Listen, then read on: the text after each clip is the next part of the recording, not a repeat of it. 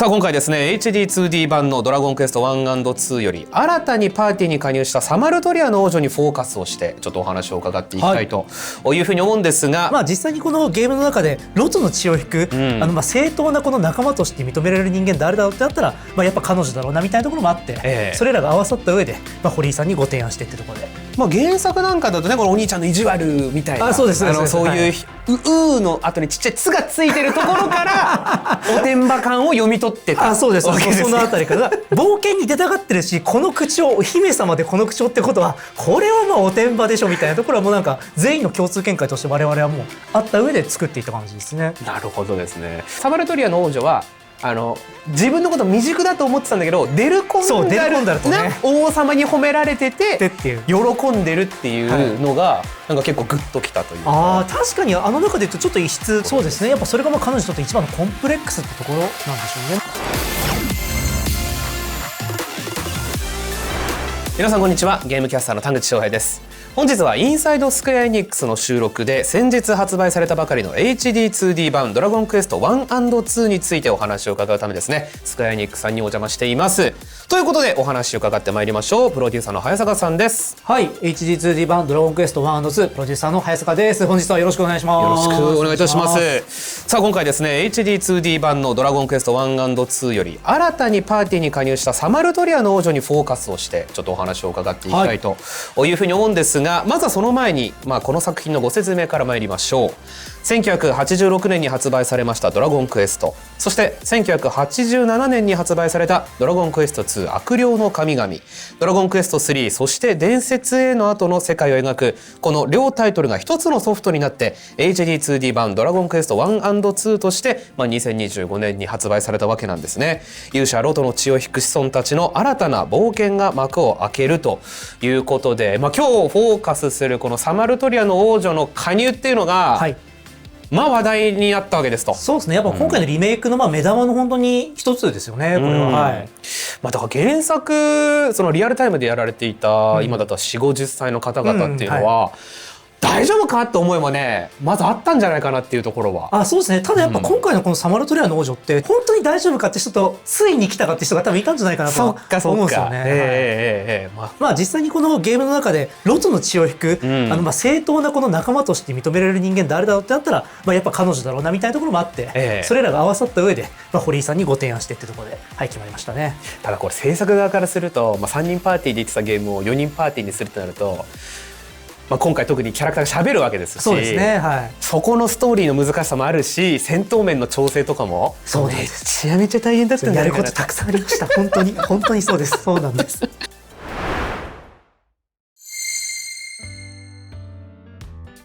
そのあたりの苦労話をちょっと今日伺っていければなと思うんですが、改めましてこのスーパーファミコン版、ファミコン版ではですねドラゴンクエスト2においてはパーティーではなかったこのサマルトリアの王女、本当にどういう変遷を経てじゃあ入れようっていうことになったのか。まずこのそうですね、新キャラ、新しいリメイクの目玉として入れることになった理由としては、この歴代のドラクエリメイクってたくさんいろんなナンバリングがリメイクされてると思うんですけど、特にその中で喜ばれてる要素って何かっていうと、その新規要素としてやっぱ新キャラ新職業っていうのがリメイクの時の目玉として喜ばれてるなっていう印象があって、で、今回その最初に出した3のリメイクの方で新職業として魔物使いを入れてました。なので今回 1&2 やるときはじゃあ新職業はもうやったので、新仲間の方入れてみようかっていうところからちょっと会話がスタートして、で探していったらそもそも原作にこんなにふさわしいキャラがいるじゃないかっていうところでもう堀井さんとお話をして入れたというような感じですね。で職業が増えるっていうのはこれまでもチャレンジとしてはあったと思うし、実際受け入れられたと思うんですけど、やっぱ一人増やすのってまた意思決定の重さというか難しさありそうだなと思うんですけど。そうですね。新職業って言っても職業の中の一つなので、もちろんバランスに関わるところはありつつも、ただお話にそこまで関与しないかなと思うんですけども、新キャラとなったらもうとにもかくにもシナリオへの影響が多大なる影響があるので、やっぱそこも含めてやっぱもう全部今回ちゃんとリメイクしようってなった感じですね。いやだからその原作のテキストなんかだとおてんば感っていうのはなんだかんだねみんなそうなんです。うっすら受け取ってたものだと思うんですけど、じゃあいざ実際にそのゲームで動かして喋らせるって時のキャラクター作りなんかもめちゃめちゃ難しそうだなって思ったりも。そうですね。ただ僕も上がってきたシナリオの、その初稿とかを読んだ時にもう割と最初からなんかそのおてんば感はもうカチッとしてて、しかもドハマりしてるみたいな感じだったんですよね。もうこのサマルトレアの王女ってその原作にも登場していて、本当に数セリフしか喋ってないけど、やっぱなんかほとばしるおてんば感みたいなところを拾っていったらなんかすごくうまくはまっていったので、このキャラ作りみたいなところでは実はそんなに苦労した印象はないですね。原作なんかだとね、このお兄ちゃんの意地悪みたいな、そういううの後にちっちゃい「つ」がついてるところからおてんば感を読み取ってた。そうです。そのあたりから冒険に出たがってるし、この口調、お姫様でこの口調ってことはこれはまあおてんばでしょみたいなところはもうなんか全員の共通見解として我々はもうあった上で作っていった感じですね。なるほどですね。でも逆に言うと、じゃあその女性キャラクターという点で言うとムーンブルクの王女なんかはやっぱそのね、おしとやかなイメージみたいなものももともと皆さん持ってたと思うんですけど、今回のゲームの中だとやっぱその国一つ滅ぼされてるんで、めちゃめちゃ最初その敵討ちとかもう怨念みたいなものをすごく感じさせて、最終的にはそこ解除されますけど、そことのこのムーンブルクとのバランスの取り方なんていうところではいかがでしたかね。でもそうおっしゃってもらった通り、やっぱムーンブルクはもうお姉さん、おしとやかで、どちらかというと落ち着いてるキャラっていうのがあったので、でもこっちは最初からもうこれおてんばだろうってところで、もう最初から実は対比ってうまくできてはいたんですよね。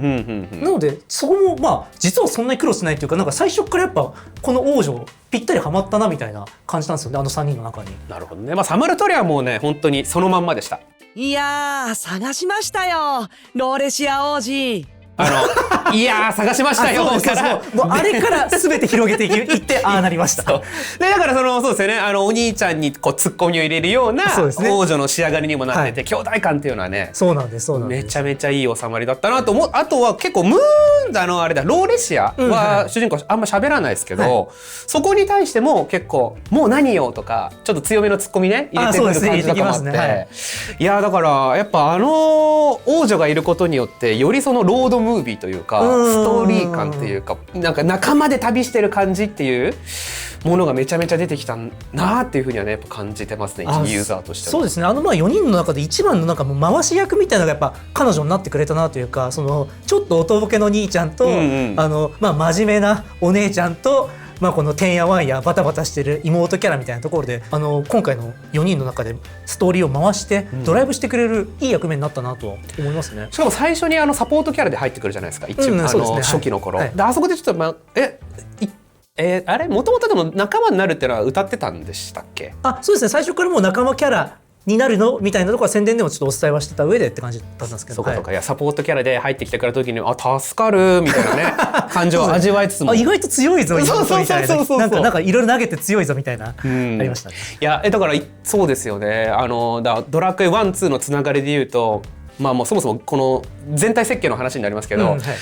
くやっぱ1が過酷だったわけですよ。あれやっぱ一人旅というねところでの過酷さの表現でもありますけど、マジでですね、その1の勇者異端というか、めちゃめちゃ化け物なんだなって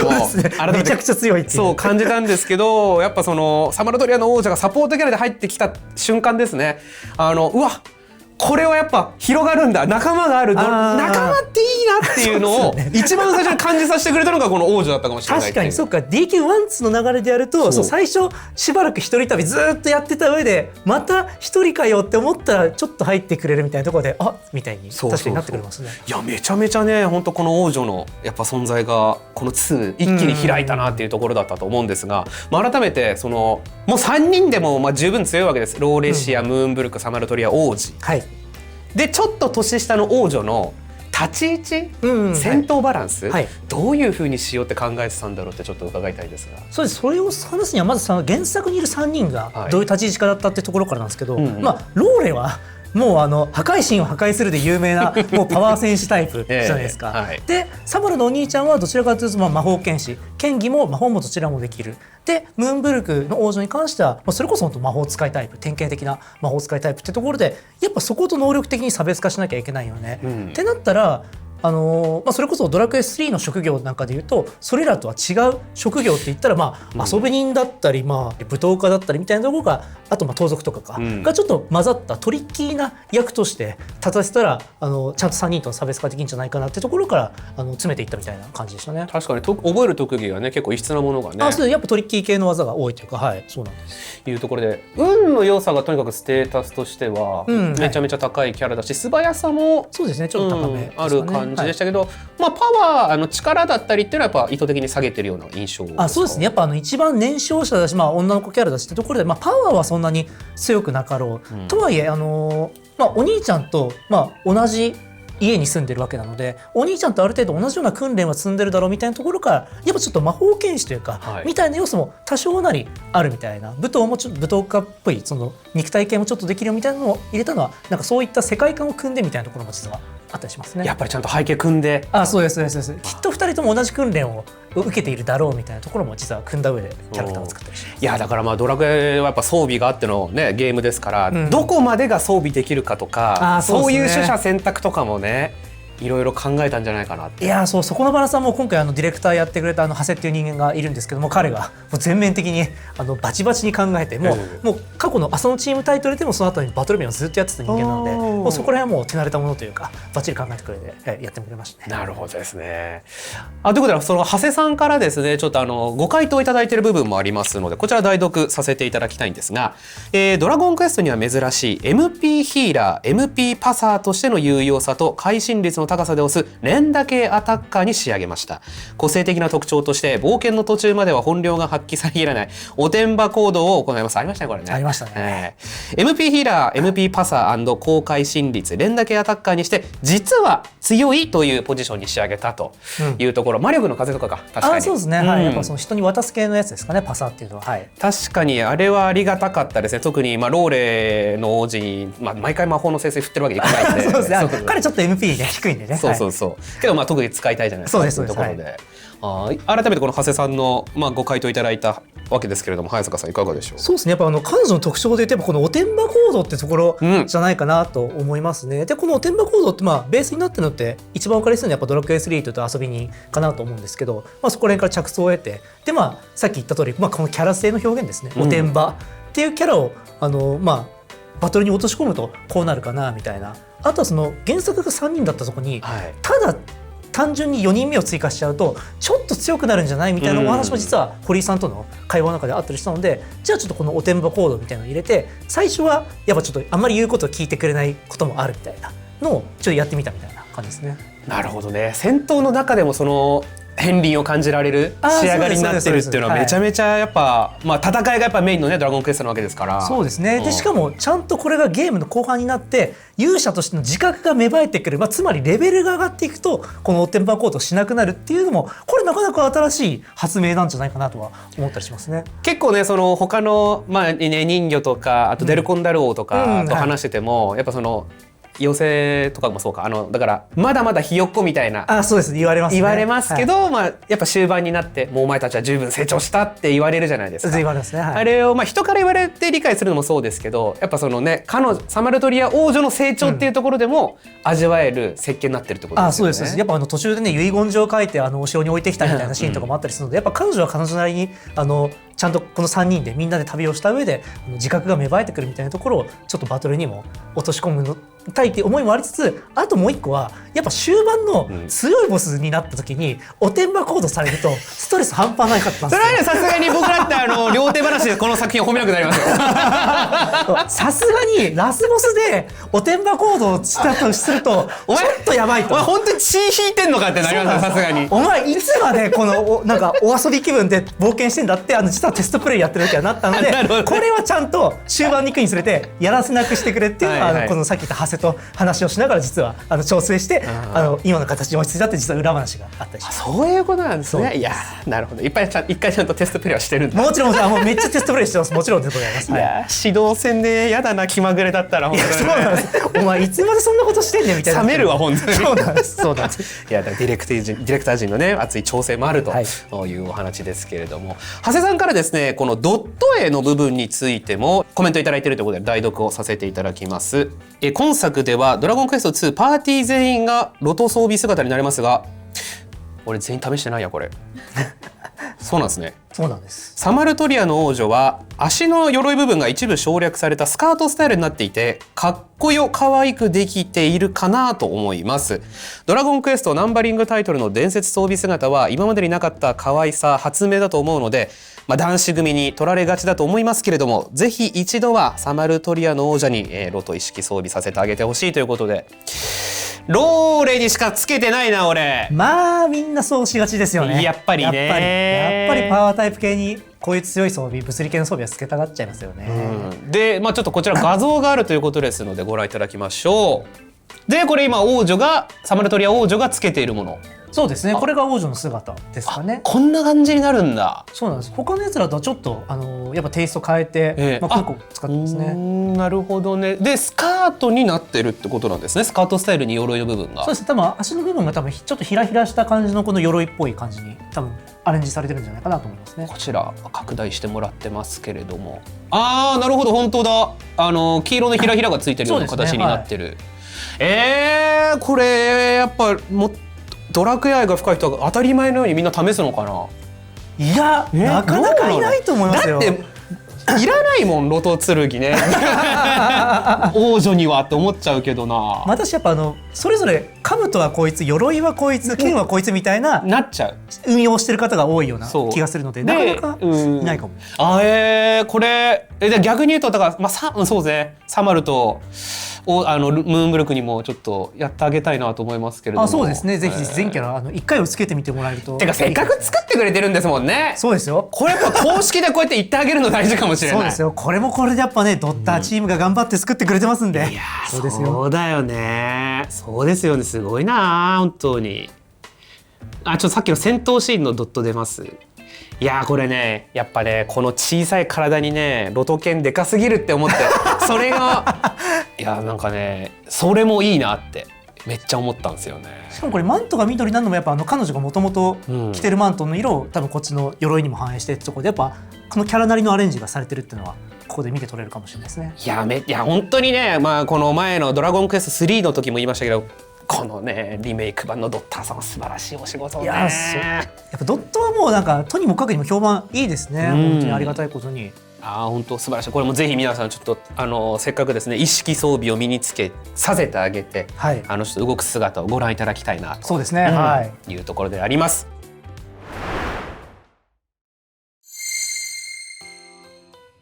さて、ここからはですねサマルトリアの王女様の物語上の活躍についてちょっとお話を伺ってまいりたいと思うんですが、こちらもディレクターの長谷さんよりですねどんなキャラクター像となるのかというお話いただいております。開発初期に新キャラを加えると決めた際に、ドラクエ2の仲間は全員が勇者の一族で王族ということもあり、礼儀正しい言動が多くて個性が出にくいという課題がありました。本当か？サマルトリアの王女めちゃめちゃ個性的だと思うけどなそこでサマルトリアの王女には年下でやんちゃな10代らしい自然な感情を出してもらうことで物語に動きを加える意図がありました。結果的に彼女がツッコミ役として入ることで王子たちに天然さや純朴さも際立ち、4人の掛け合いがよりバランスよく表現できたと思いますとお話を。そうですね。まさにさっき話した内容ですね。こちらについては、そうですね。サマルトリアの王女のエピソードでいうと、その成長っていうねテーマありましたけれども、ハーゴンの神殿城でしたっけ？ハーゴンの最後の神殿、最後の神殿に入った時に幻見るじゃないですか。でみんなそれぞれ幻見てる時に、だからムーンブルクはお父さんと、話してる、でサマル王子もなんかここでのんびりしてるのが幸せみたいな話をしてる時に、サマルトリアの王女は自分のこと未熟だと思ってたんだけどデルコンダルな王様に褒められてて喜んでるっていうのが、なんか結構グッときたというか。確かに中で言うとちょっと異質ですもんね。褒められるのが一番彼女にとって幸せみたいなところというか。やっぱ裏返すとやっぱりまだまだこの他3人に比べると自分未熟でっていうのもやっぱ自覚しつつ、もっと強くなりたい、追いつきたいって思いで旅してたのかなっていうのは勝手に妄想を膨らませてたところ。そうですね。やっぱそれが彼女にとって一番のコンプレックスってところなんでしょうね。あの中で言うとやっぱ、さっきも言った通りその一番年少者ですし、そのパーティーに加わったのも一番最後で、みんながある程度この冒険した後で入るってところって、なかなかその出来上がったグループに後から入るのってなんか我々もそのリアル思い出すきつい学校生活大変だったじゃないですかそういうのって厳しいっていうところなんじゃないかなと思いますねやっぱり。なるほどですね。あとはねその置き手紙なんかも、自室に置いてたりしますけれども、やっぱ後悔したくないとかね、自分に何もできなかったって思いたくないっていうところが一番の、彼女の動機に、ね、なってたのかなっていうところが。そうですねそれはもう本当その通りだと思いますね。置き手紙に関してもやっぱその彼女のなんでしょうねこの、ある種コンプレックスだしなんでしょうこの今自分のこの立ち位置っていうんですかねこの世界が大変な目に遭ってる中で私は何をなさねばいけないのかみたいなところもやっぱこのロトの、血を引き継ぐものとしてのやっぱその決意の現れというかそういったものもやっぱ表現したくてあれ入れてたっていうのはありますかね。いやそうやっぱああいう、今作特にですけれどもやっぱそのキャラの深掘り背景なんかがより一層ね、原作から肉付けされて描かれているというところで、新キャラであるサマルトリアの王女もやっぱりこのリメイク版には絶対に必要なキャラクターなんだなっていうのは、そういったところの節々から個人的には感じてた。そうですねもう今となってはもういないの考えられないぐらいなってくれたと思いますね。思います素晴らしいやっぱ仕上がりになってるなというところですが長谷さんからもですねこのサマルトリアの王女が活躍している印象的なシーンについてねコメントいただいておりますので代読をいたします。人魚を助ける人魚の聖域だったり命の紋章を探す謎の海底基地前後の場面ではサマルトリア王女がプンスカを怒る魔物にやり返してやるなど、未熟にも見える言動をします。これは彼女を10代の少女らしく飾らない自然な姿で描きたかったからです。また故郷を滅ぼされたムーンブルクの王女が見せる強い怒りに対してサマルトリアの王女は人としての当たり前の怒りを重ねることでそれぞれの心情をより立体的に感じてもらえるよう意図しています。さらに彼女の素直な感情表現は後半に登場するハーゴン教団や悪霊の神々ミリエラといった敵キャラクターを掘り下げるための伏線にもなっていますということでこちらも映像があるということですね、ご覧いただきましょう。ミリエラ様にはもう少し考えてほしいぜ。これ謎の海底基地のやつですかね。順序とか段取りってもんが。ふざけたこと言ってんじゃないわよ。なんだお前たち。ここは俺たちのアジトだぞ。お前らみたいな薄汚い人間に踏み荒らされてたまるか。そのセリフそっくり返すっつーの。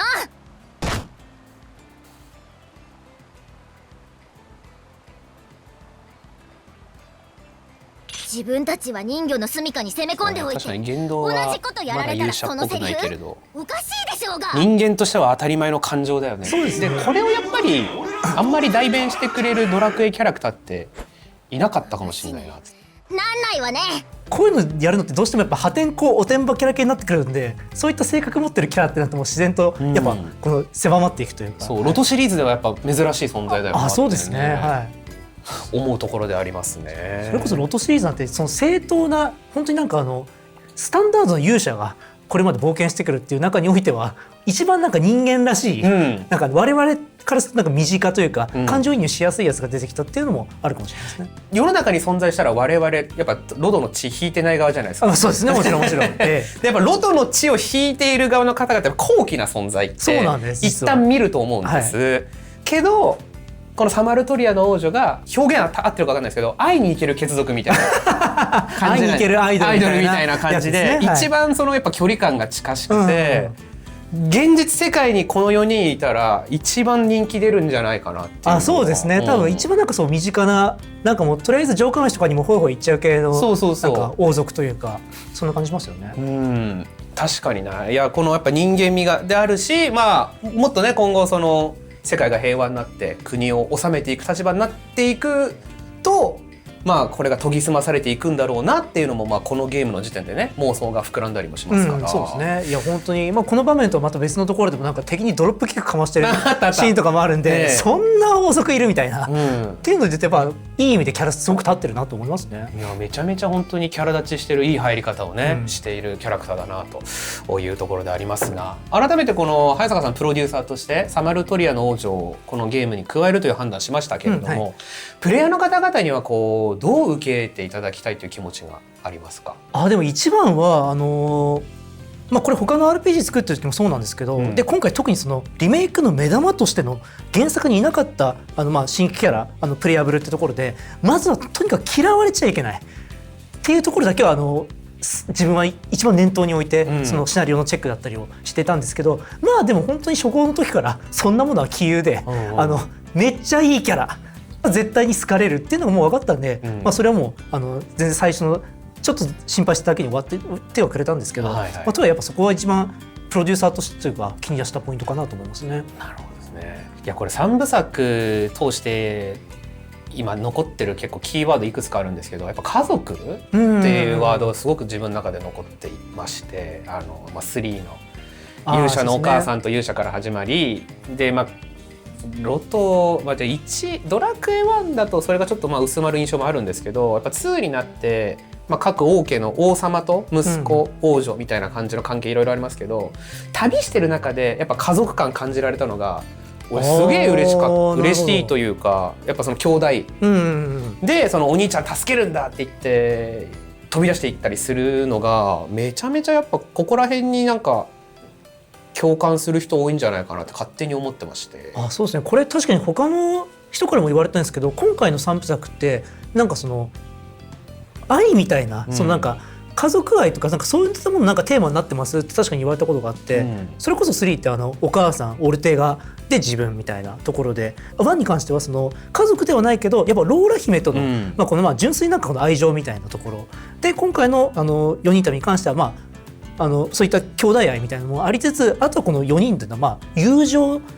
に近い愛情みたいなところっていうのが実はテーマになってますみたいな言われて、確かにって思ったりはしましたね。でも確かにってことは別にそれを念頭に置いて作ってるわけではもう全然そんなものはテーマとして掲げてシナリオを書いたりはしてないんですけど、なんか結果的にこのロト3部作がなんかそういったものをちょっと表現する形になったなっていうのは、ありますね。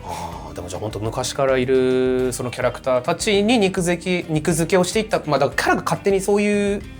なんだろうな動きをしたというか。そうですそうです、はい、まさにそうなんです。いやこれ結構感じてらっしゃる方はね、